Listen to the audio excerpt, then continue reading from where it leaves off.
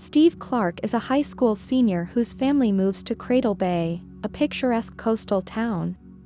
It has been nearly 1 year since Steve's older brother, Alan, committed suicide, which traumatized the family. Steve's parents tell him that they have relocated from Chicago to Cradle Bay as a fresh start to move on with their lives. During Steve's first day at his new high school, he meets and befriends 3 outcast students, Gavin, UV, and Rachel, Ray, Wagner. Gavin tries to tell Steve that he believes there is something evil about the Blue Ribbons, a clique of students taking part in a special program led by the school psychologist, Dr. Caldecott. Steve is understandably skeptical.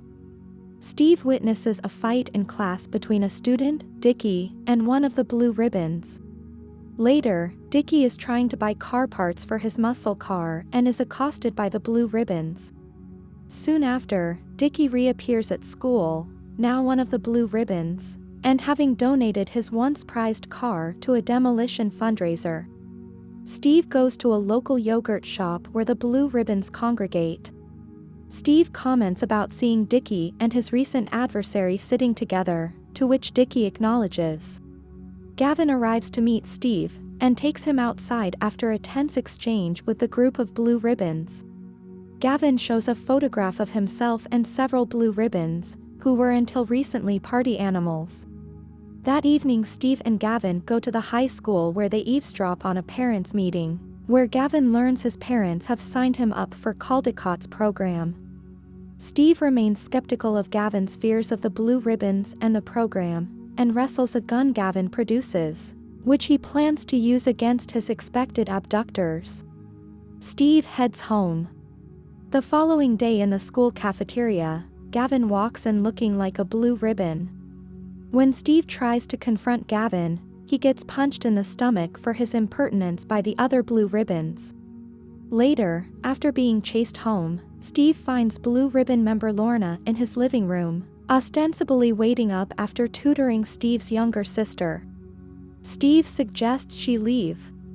She asks to use the bathroom first, then emerges, partial undressed, and forcefully kisses Steve. If you have come this far in the video, please subscribe to this channel to never miss amazing content like this. Her heightened arousal causes her eye to glow red, startling Steve.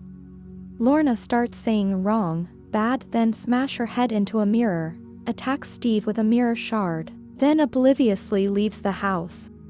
She is later seen undergoing treatment at a medical facility under Dr. Caldecott's direction.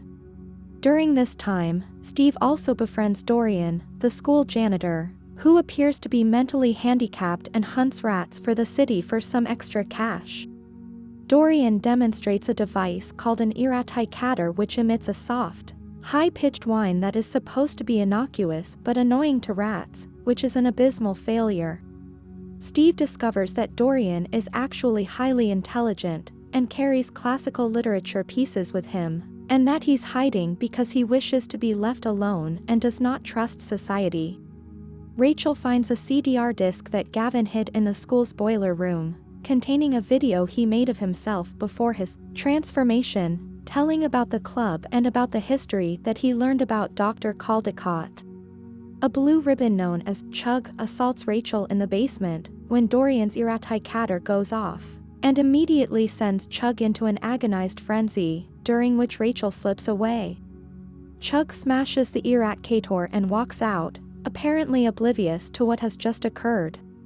During their personal investigation, Steve and Rachel try to find out what exactly has been happening to the Blue Ribbon kids, which leads them to a mental hospital called Bishop Flats.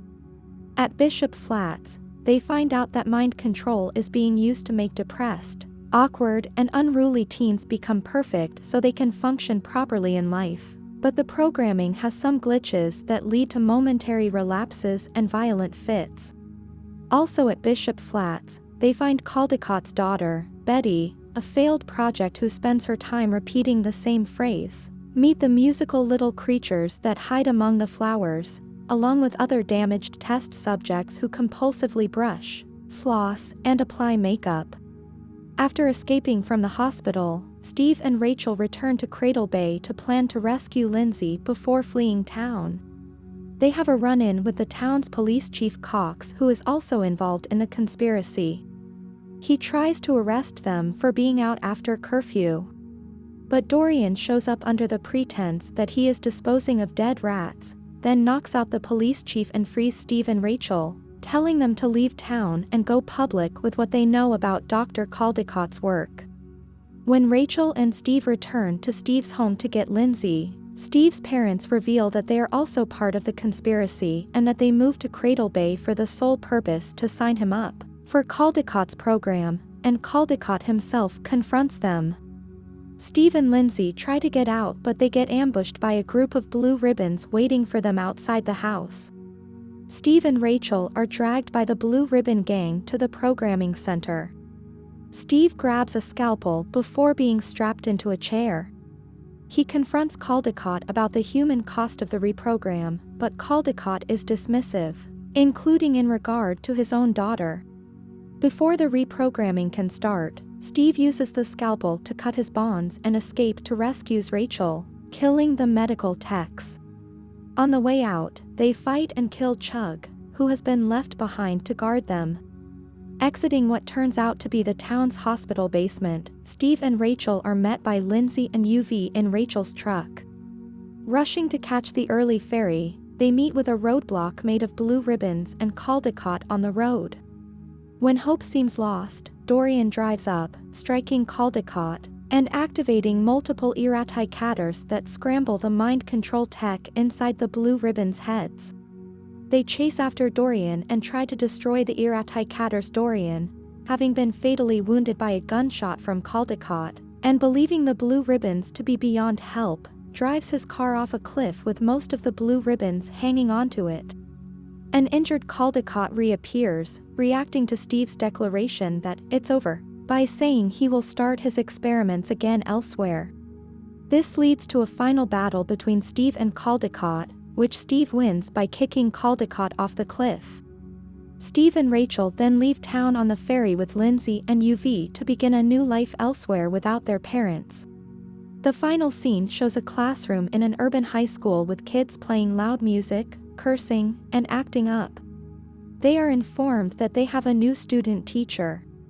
The teacher turned out to be Gavin, with the blue ribbon red twinkle still active in his eye. I hope you enjoyed the video. Let us know in the comment section below which movie you want us to recap next. As always, until the next time.